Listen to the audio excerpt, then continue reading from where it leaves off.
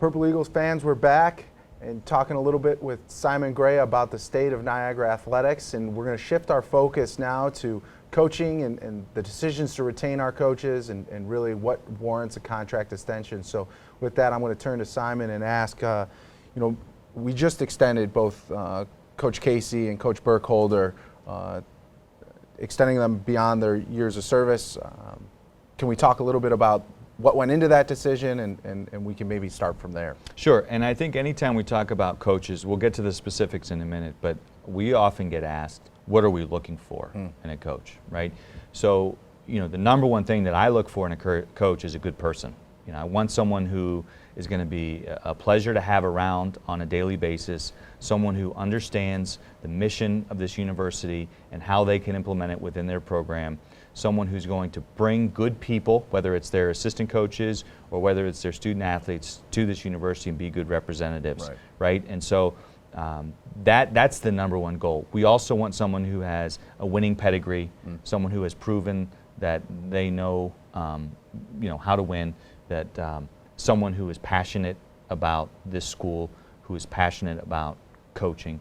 All those things go into play. And then, someone who has a track record of developing student athletes. So we've talked about the winning end, but also someone who gets it done and makes sure they're bringing in student athletes who can get it done in the classroom, people who will be committed to service of the community. Those are hallmarks of our department that we will never lose sight of, and I want people to take pride in.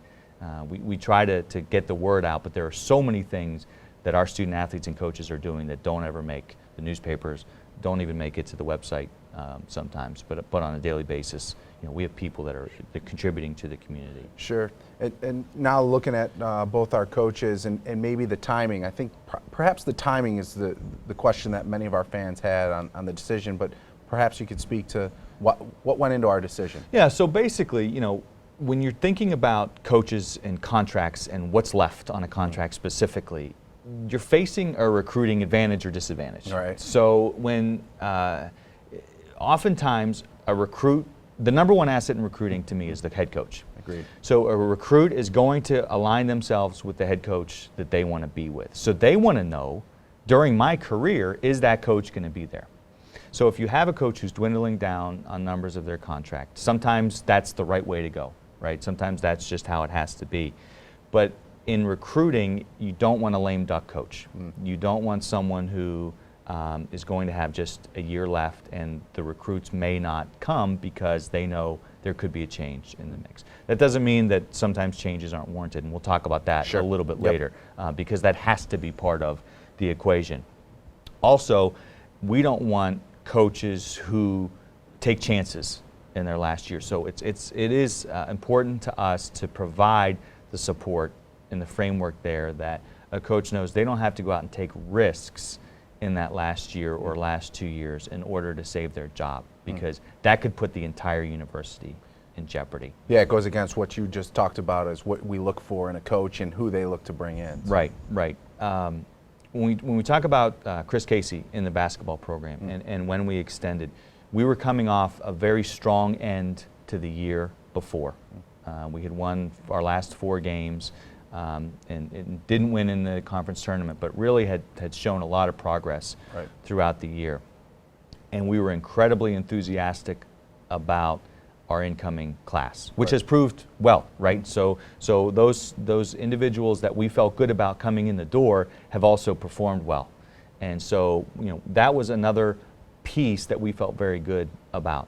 In my opinion at the time, and even now, Chris hasn't had a chance to prove how good he's going to be. He hasn't been playing with a full deck. Things have been stacked against him in many ways, just how things have gone in his first couple years here.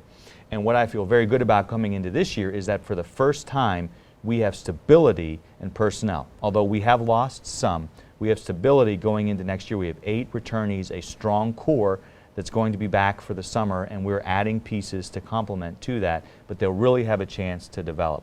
When you look back at some of the data points from last year, 31% of our minutes were played by freshmen, 47% of our minutes were played by freshmen and sophomores. 48% were played by newcomers. If you look 2 years ago, we had 8 student athletes who had never played a Division I college basketball game before.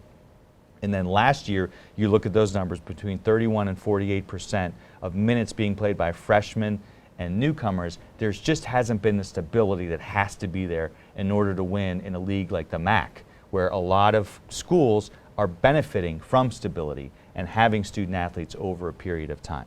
And so that's one of the reasons why I didn't feel like Chris had a fair shake in his first couple of years. I have seen improvement, and that's what we want to see moving forward. We have to see steady improvement across the board, not just with men's basketball, but across the board. That's what we're after. Maybe we can switch on to the frozen pond and talk a little bit about hockey and the decision to bring Coach Burkholder back and perhaps the state of the program from your perspective. Sure. So some of the same things when you're thinking about what we talked about in generalities earlier about the number of years on the contract and securing further from the recruiting end, Coach Burkholder. Dave has been here for a long time, and in many ways, and many people have said this, he is the face. He is Niagara hockey, right?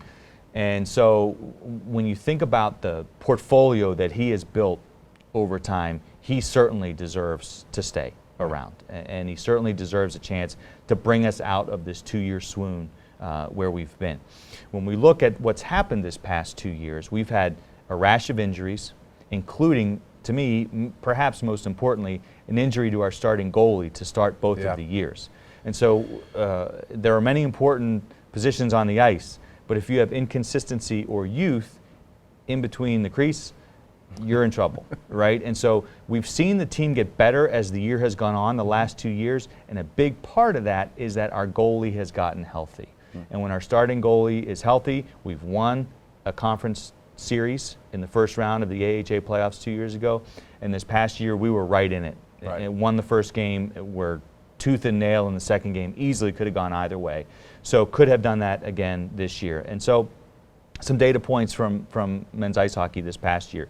18 one-goal games, 11 overtime games, okay?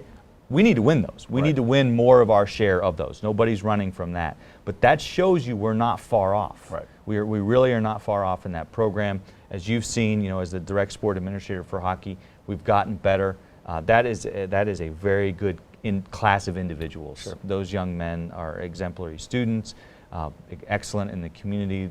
They're mature. They do a great job of representing Niagara hockey in Niagara University in our athletics department.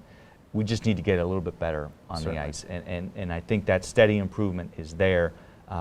Coach Burkholder, I know, and his staff are very excited about the incoming class.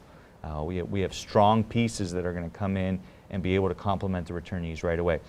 Interestingly enough, we had 10 freshmen last year, which made us incredibly young, but now we have 10 sophomores, and we're going to have 6, 7, 8 to bring in. So we're going to be young again, but we are going to be more seasoned. Sure. And we're going to have a little bit more depth in our junior and senior class next year as far as competing on the ice.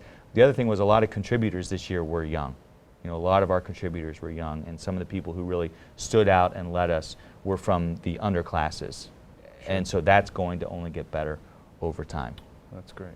It seems like a couple of different, obviously 2 different programs in a bit different ways on why we decided to retain them. Certainly Coach Casey and what he's been dealt, working through those challenges and showing progress through his tenure, and then obviously Coach Burkholder, the amassed performance that he's had over his career certainly warrants our commitment to him and what he's done. Right. So also, Steve, we're talking about building a program, right? And I think we're certainly looking at that in men's basketball, building a program. We're looking at that in women's basketball with our new coach, Jada Pierce. She's building a program. She's going to be able to bring in her philosophies and her folks over the next couple years. But we've also seen the benefit of a maturation of programs here in this spring. We've seen lacrosse is a contender for the conference title. They've been excellent. Wendy Stone has been here for a number of years now, and so we've seen the maturation of her as a head coach and also her program. Our baseball team is a lot more competitive under Rob McCoy, who's been here for 6 or so years, and so he's matured as a coach, and his program has matured. And those are just a couple examples. Sure. We're more competitive across the board this year, and so we're still not where we want to be. 10th is not where we're going to be in the Commissioner's Cup standing, but we're seeing improvement because we're building a program. Right, and seeing that the build, obviously it doesn't happen overnight and it takes some time to do that, but perhaps we can talk about when do we need to make a change, right, and what are those triggers that show us that it's time to make a decision with our head coach and maybe move in a different direction. Yeah, so it's tough, right? Nobody, that's a tough question, that's a tough situation, it's a tough scenario. One of the hardest things in management and leadership is making changes and personnel changes. But it's also some of the most important things that you can do. Right. You know, that's one of the, maybe one of the most important areas of leadership is knowing that you have the right people in the right positions. And so it does, I think, take some evaluation. I don't think it should be done hastily. There are several variables that go into success or failure of a head coach. And one of the things that I think is incredibly important is to be realistic about the support and the resources that we're giving to coaches in order to make them successful. And so those are some areas that the public doesn't always get to see, is exactly what that coach is armed with in recruiting, retaining, and competing in whatever sport it is. And so a thorough evaluation of resources, ability to support, that has to go into the equation of should this coach be maintained or should a change be made. Okay, that's a big part of it. Another huge part for me is the student-athlete experience. Are we providing the student-athlete experience that we expect? Relationships with coaches, winning are certainly part of that. Graduation rates, service in the community, all of those things are areas that we're focused on. And when we talk about our goals or points of evaluation annually with our coaches, those are areas that we focus on. We also want to see steady improvement, as we've talked about. You know, every year is not going to be a championship year, doesn't matter where you are. But we just want to make sure that we're trending in the right direction, right? Then there comes a time when you've evaluated all of that and you've gotten a lot of feedback and we have tried to implement strategies and ways to improve, and it's just not happening. Right. And when you've exhausted all of those means, then a change needs to be made. There are times where an incident or something egregious will happen and the change can be made more quickly. But I think the genesis of this question and the genesis of my answer is, all things being considered, when there's development or the ability to develop over a period of time, what are we looking at? Right. That's great. And I think many of our fans want to know that. Certainly feel from an external perception, it's a lot different than the internal realities. And I appreciate you sharing some of those self-reflections you have and the evaluation techniques we use to monitor our coaches in the development of our programs. Right.